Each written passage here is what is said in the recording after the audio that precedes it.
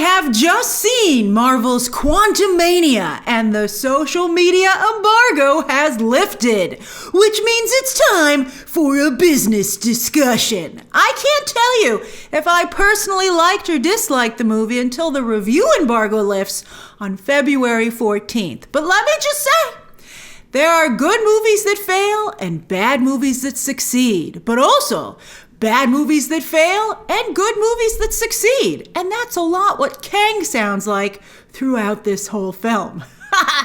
However, I can tell you for sure that there are two amazing end credit scenes with this movie. They really mean something. One of them, so there's like a mid-credit scene, and then there's one at the very, very, very, very end. You know, usually, like lately, we wait and we wait and we wait, and there's nothing. But this time, there's something. I loved the final end credit scene. I was like, oh, that makes me so happy. The other one I think is kind of ridiculous, but still very important. And I'm curious to see how people react to it. I thought it was a little bit too silly, super silly. But, but it was so important, you couldn't dismiss it because it's just so important. But let's get down to business. Your burning questions answered. Question number 1. How does this stack up to the first two Ant-Man movies? I'd say it's definitely much better and certainly more of a movie. You know what I'm talking about. How many Ant-Man defenders are there? I'm sure I'll hear from them in the comments down below. I'll never forget myself how the Ant-Man and the Wasp did not deliver on its amazing trailer because all the amazing parts of the movie were in the trailer. But here, unless you've watched every single clip they've released, right? I told you, don't do that. You haven't seen a lot of the movie. I felt there were a lot of surprises. Do I owe Peyton Reed an apology? Well, I can't say that without reviewing the film. So we'll talk about that on February 14th. But I will say that this is certainly the most cinematic I've ever seen him. So I at least owe him a bro nod. Like, you do you. You do you, Peyton. Second question. How does this compare to recent MCU movies? That's where things get interesting. I think Marvel, as it expands exponentially, or you could say explodes, is losing its sense of identity. And Quantumania, to me, doesn't seem so much like a Marvel movie as more Star Wars meets Spy Kids. And, you can decide if that's a good combination. Do I think that's a good combination? I can't tell you yet.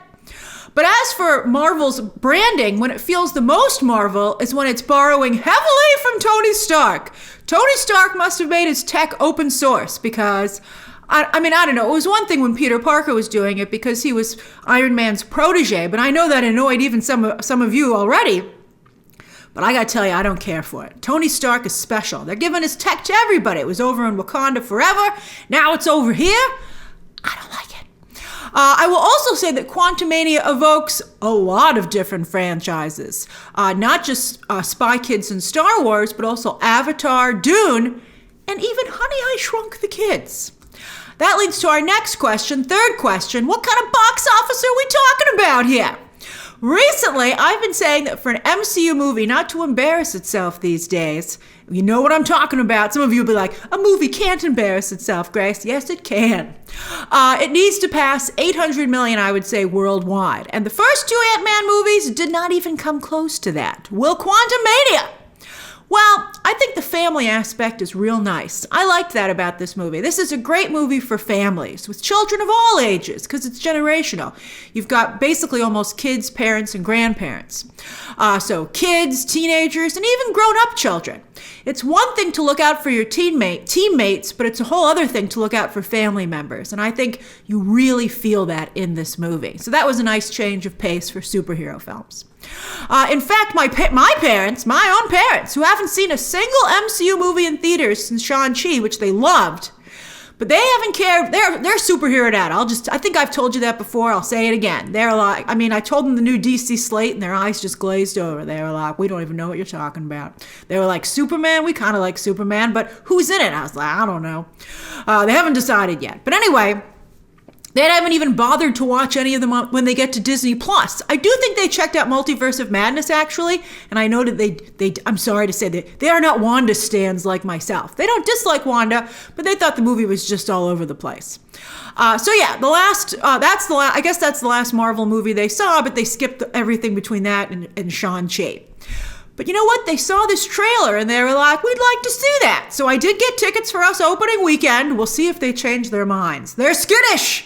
You know what it's like for those of you who have non-Marvel friends and family, right? They're like skittish colts. You got to keep them from bolting for the door. You're like, no, let's watch it. So I think that's a promising sign, at least for the opening weekend. But what about repeat viewing? I think that with no real action sequences, certainly not any memorable ones, which is a shame and weird when you have both Pym particles. I love Pym particles. I just love me some Giant Man. There is a lot of Giant Man in this movie, and I really like Giant Man. But anyway, with lots of Pym particles at play and Kang in play, you would think they would be better action sequences. So I think that will hurt repeat viewing. I think people really like seeing their favorite characters in action. I think that really helped Multiverse of Madness with Wanda. And because she was super cool. She was so cool. But yeah, you don't really have that. And they didn't even have that much in Multiverse of Madness, by the way. They could have had a lot more. But I do not see a lot of repeat viewing here. Is this must-see viewing? Well, when the movie starts out, it does feel like you can't miss this chapter of the MCU. But as the film progresses, I started to see that it was almost like an MCU Disney Plus show where you could skip it, and still when Kang shows up later on, I mean, of course he is, right? There's like, you'll see. But you'll be fine. You won't be like, what? You'll be totally fine. So I think that you get a little more flavor, especially for Kang, which is the case with the Disney Plus shows, like doing a deep dive on these characters. But again, you won't be lost if you didn't see this movie. You'd be fine. So to be honest, I see this topping out in the 700 million range like Thor Love and Thunder did, if it's lucky. It could end up in the 600s, maybe this time the high 600s like the last one. I think a lot of folks might wait for Disney Plus. We'll see. We'll see what the reviews are like. It's always hard to get a read on these things. I can't tell you which way I think it's going to break because that would be reviewing the movie. I kind of have an idea though. But anyway, I think that, you could wait it out and then you'll see it on Disney Plus maybe. Let's see how many people make that decision. And if enough people stand together and the opening numbers are mid or drop fast second or third weekend, I don't see this being like a number one movie for weeks on end. I could see it going to Disney Plus in 30 days. I really could. I could see that. Let's see what happens. Let's see. Fourth question. Is this more MCU? People are going to say it. And while, of course, the movie's two big leads are dudes, there are a lot of women in this story. I'm not going to lie to you. There are a lot of women. And there's one female character who's new and is totally unnecessary. I was like, why is this character in the movie? And why does she have so much screen time? But the Wasp is an original founding Avenger, the first leader in the comics of the team. And it's been criminal that she has not gotten her due yet. And here, to see two versions of the Wasp shine, well, that's really cool. I feel it's super cool. That was great. And also, with so much ageism in Hollywood, it's also awesome to see Michelle Pfeiffer and Michael Douglas not only get a lot of screen time, but look amazing. They look fantastic. In fact, I'm going to say it more so than ever, that it's a shame that DC didn't invite Michelle Pfeiffer back to play Catwoman in the upcoming Flash movie with Michael Keaton returning, because she could clearly pick up right where she left off. Oh, she looks so great. She looks so great in this movie. She looks so great. Fifth question, how are the VFX? Oh, that's a hot potato of a question. They're actually not bad. It never really looked too green screeny, which was a pleasant surprise considering that's how we felt about the trailers. I felt the depth of the world. And while obviously it was green screened, I never feel like I was watching characters standing in front of a green screen, which I appreciated. But, did any of us want to spend a whole movie in the quantum realm? I didn't vote for that. Remember in the comics when Janet got stuck in the quantum realm after exploding? Well, she actually imploded in Secret Invasion. Well, I skipped that comic because I only read the end of it when she got out because I didn't particularly care for it. And so if you like that comic, maybe, well, again, we'll see. But we'll talk about it with my review. But this is definitely a nod to that. And at points, I felt in the first half of this movie, the quantum realm was really well realized, and I actually did kind of like it there. However, MODOK, Marvel will never live this down. Never! The internet will have a field day. And I think, speaking of questions, a huge question coming out of this movie is, how did this get to release? How did they look at this and say, I think it's ready? Press render. I'd be like, it reminds me of how the internet had to prove they could do a better Luke Skywalker. Somebody has to be able to do a better MODOK than this. How this isn't the temp VFX is beyond me. Maybe they thought it was funny, but it just doesn't work. You're like, really?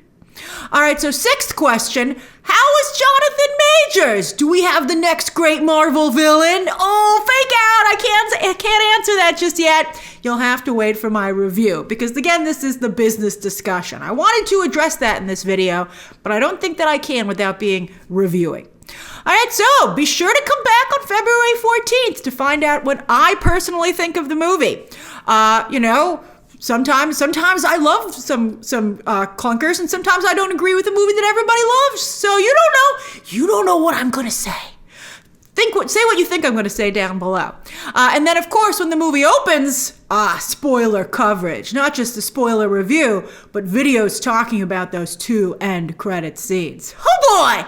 That's when Marvel shines. When they toss a rock into the future, and I think that they really do here, and I really like the end credit scenes. Even the ridiculous one, it really gives us something to chew on. I love it.